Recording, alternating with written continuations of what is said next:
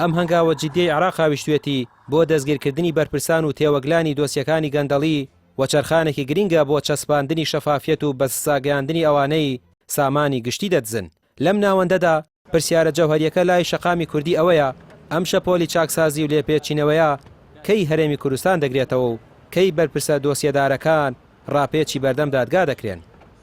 فەرقەکەوێت لەوێ دەوڵەت و مؤسسات و دامەزراوە باڵەکانی دەوڵەت هەیە، لێرە ئێمە دەسەڵاتمان هەیە، زەحمەتی شەڵێ حکوومەتمان هەیە، چکە بەڕاستی بنەماکانی حکوومەت زۆرێکی لەم حکوومەتی ئێمەیان نەماوە.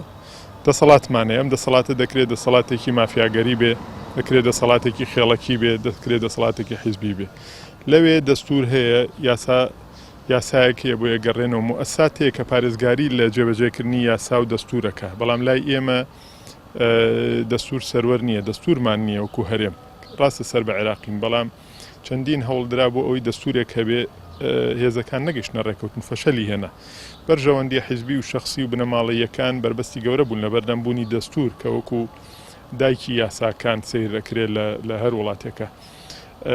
لێرە حیزب سەروەرە، لە شوێنان دەوڵەت دروست دەبێت ئەنجا حیزب دێ، لای ئێمە حیزب دایکە. لەناو حیزبی خۆتە زانی گروپێکی کۆمەڵایەتی بنەماڵەیەک چەند کەسێک هەموو شتەکانیان بەدەستە و لەسەر و هەموو تعلیمات و قانونەکانەوە ڕەفتارەکەن بیرەکەنەوە. ئەم بەراوردکاریە لە کاتێکدایە کە سێدەیە هەرێم خاوەنی پەرلەمان حکومەت و دەستگای چاودێری داراییە، کەچی تا ئێستا یەک بەرپرسی باڵا بە فەرمی لەسەر دزینی داهات و گەندەڵی نەدراوە بە دادگا. ئەمەش بێمتمانیەکی گەورەی لە نێوان هاوڵاتیان و دەسەڵاتدا دروست کردووە.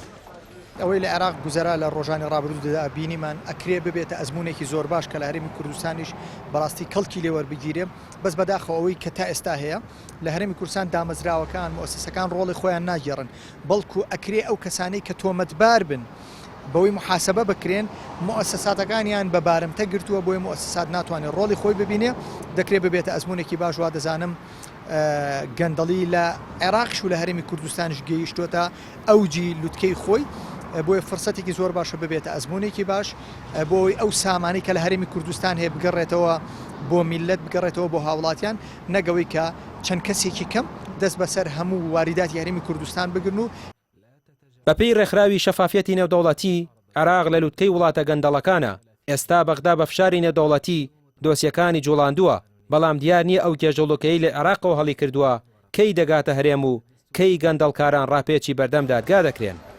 ڕامیار عوسمان، کەناڵی پێام، سلێمانی.